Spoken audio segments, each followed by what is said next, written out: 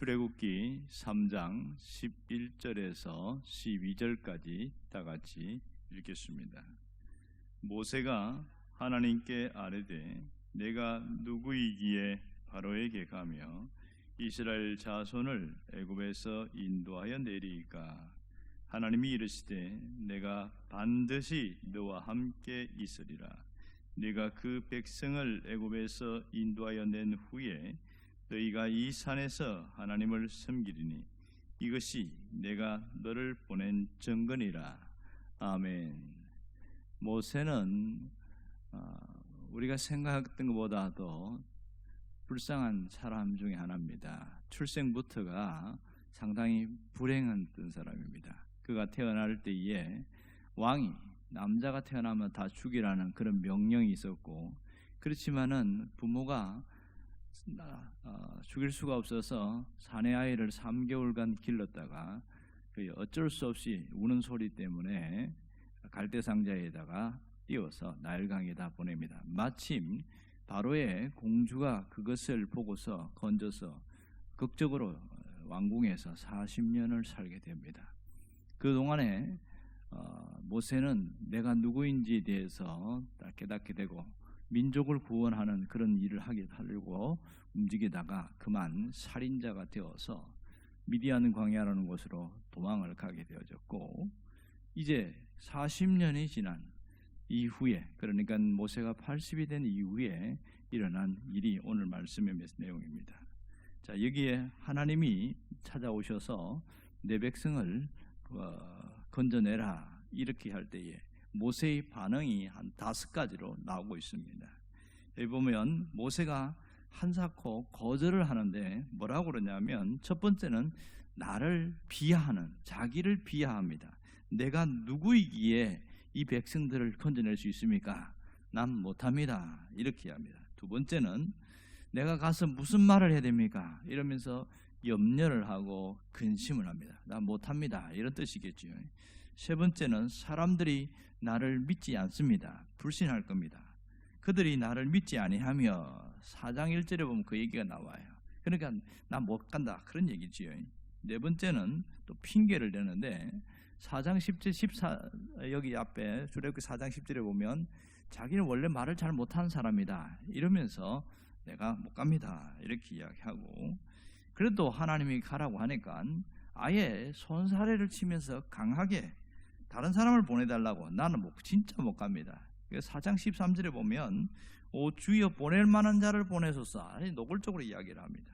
이렇게 반복적으로 함에도 불구하고 하나님은 끝까지 모세 보고 가라고 이렇게 얘기를 하고 있어요. 이 줄다리기 하는 상황들이 오늘 3장과 4장에 이어서 나오고 있습니다. 그러면 모세의 고민이 뭘까요? 그는 정말 믿어지지 않는 것에 대한 고민이고, 믿어주지 않아서 고민이고, 믿을 수 없는 것에 대해서 고민입니다. 나 자신조차도 믿을 수 없습니다. 결국은 불신의 이 근원은 어디서 왔냐면 나에게서부터 왔다는 것을 알 수가 있습니다. 왜냐하면 하나님 앞에 솔직히 털어놔야 되는데 그만 솔직하지 못한 거예요. 사실은 어떻게 이야기해야 솔직한 거냐면, 사실 저는 애굽에 못 가는 이유가 있습니다. 그것은 애굽 사람에게 나는 배신자로 낙인 찍혔기 때문에 못 갑니다. 내가 바로 왕 앞에 갈 수 없는 것은 거기서 사람을 죽였기 때문입니다. 이것이 솔직한 내용인데 그 얘기를 하지 못하고 다른 것으로 핑계를 대고 있습니다. 왜 이 모세가 이렇게 되어버렸을까? 그것은 자기 자신도 믿지 못하겠다는 거예요. 민족을 구원하기 위해서 그렇게 자기가 애를 써봤지만 결국은 아주 비참한 신세가 되어졌고요. 또 동족들도 믿지 못하겠다는 거예요. 내가 그 동족들이 그 학대받는 것이 가슴 아파서 돌을 들어서 애국 관리들을 이렇게 쳤는데 그만 죽어버렸단 말이에요. 그러면 감춰주고 숨겨줘야 되는데 세상에 같은 동족들이 그것을 누군가가 밀고를 해가지고 완전히 이것이 드러나 버리게 되어졌어요. 그러니 이 미디안 광야에서 도망갈 수밖에 없는 그런 상황이었고, 이제는 나는 아무것도 못합니다. 세월이 훌쩍 흘러서 나이 80에 뭘 합니까? 이런 내용이지요. 그런데 한사코 모세가 가라고 그렇게 하나님이 밀어붙입니다. 왜 그랬을까요? 이것은 분명한 이유는 딱 하나입니다. 너 아니면 안 된다. 너 아니면 안 된다는 것이 하나님이 모세를 보낸 이유입니다. 그러니까 내가 너를 통해서만 일을 하겠다는 거예요. 하나님 입장에서는 내가 너와만 일을 하지 다른 사람이 아니다, 이렇게 콕 집어서 이야기를 하고 있습니다. 오늘 그러면서 하나님이 분명한 약속을 하는데 3장 12절에 이렇게 말합니다. 하나님이 이르시되 내가 반드시 너와 함께 있으리라. 네가 그 백성을 애굽에서 인도하여 낸 후에 너희가 이 산에서 하나님을 섬기리니 이것이 내가 너를 보낸 증거니라, 이렇게 말합니다. 분명하게 강조하는 것은 내가 반드시 너와 함께 하겠다. 이 말씀이 굉장히 중요합니다. 모세가 결국 그 어려운 상황과 힘겨운 그 반대에도 불구하고 견디고 이겨낼 수 있었던 것은 내가 반드시 너와 함께 하겠다, 그것을 붙들고 있었기 때문에 이렇게 어려워도 하나님이 함께 한다, 결국은 출애굽하게 되어졌고 광야길을 가게 되어 이 엄청난 일들이 일어납니다. 이 과정 속에 하나님이 스스로 하나님 누구신지를 직접 보여주는데 하나님의 음성을 들려주시고 이적을 보여주셔서 하나님이 누군지를 알게 합니다. 그리고 네가 선 곳에서 신을 벗으라고 그럽니다. 너와 나는 구별된 존재다, 그런 얘기가 되겠지요. 그 결국은 하나님, 이스라엘 백성들이 하나님을 섬길 수 있도록 네가 그 일을 해라, 그렇게 강조하고 있습니다. 여기서 우리가 깊이 생각해야 되겠습니다. 모세의 살아온 지나간 과거의 삶이 버려진 삶이 아니더라는 겁니다. 이제는 나이 80에 목동으로서 이제 살다가 끝나고 완전히 망가진 삶이라고 생각했는데 80년의 그 모든 삶이 우연히 되어지거나 그렇게 실패한 인생이나 버려진 인생이 아니더라는 거예요. 언제? 하나님을 만난 그 순간, 호렙산에서 하나님을 만난 그 순간 자기의 삶이 새롭게 달라지더라는 겁니다. 그거는 결코 버려진 생이 아닌 생의 의미가 달라지고 삶의 의미가 완전히 바뀌어졌습니다. 나는 버려진 삶, 버려진 인생을 사는 존재가 아니구나, 이것이 깨닫게 되는 시간이 바로 이 시간이었습니다. 자기의 삶의 의미를 되찾는 순간이 되어진 것이죠. 결국은 돌이켜 보니까 그 수많은 세월들이 내 인생을 하나님이 재정비하시는, 하나님이 준비하는 시간, 다시 말해서 내 인생의 하프타임이었다는 것을 하나님이 깨닫게 해주신 겁니다. 인생의 전반전은 성공을 위해서 내가 나서서 뭔가를 해보려고 했던 그런 시간이었다면 이제는 생의 후반전은 의미를 찾아서 떠나는 여행, 내가 아닌 하나님이 내게 주신 그 목적을 따라서 그 목적이 이끌어가는 인생을 살겠다, 이런 결단이 되어지는 것이지요. 여러분은 어떻게 살고 있습니까? 또 어떤 삶을 살기를 원하십니까? 좀 더 나은 삶을 살기를 원하고 있을 겁니다만, 그러면 어떻게 하면 더 나은 삶을 살 수 있을까요? 우리의 삶에, 우리의 인생에 하나님이 찾아오셔야만 가능할 수 있는 겁니다. 언제 하나님이 우리 인생이 달라지게 되지요? 하나님을 만나는 순간 달라지게 되어집니다. 내 삶에 찾아오신 하나님을 붙드는 순간 내 인생이 달라지게 되어지는 겁니다. 모세에게 찾아오신 하나님은 나에게도 찾아오십니다. 수도 없이 노크를 하지만 왜 달라지지 않느냐? 아무런 반응을 하지 않기 때문입니다. 예배 때도 찾아오셨고, 직장에 있어 일할 때도 찾아오셨고, 또 가정에 있을 때도 찾아왔지만은 내가 몰랐고 외면했고 그 음성을 듣지 않았기에 여전히 똑같은 삶을 살고 있는 겁니다. 여러분, 모세를 보십시오.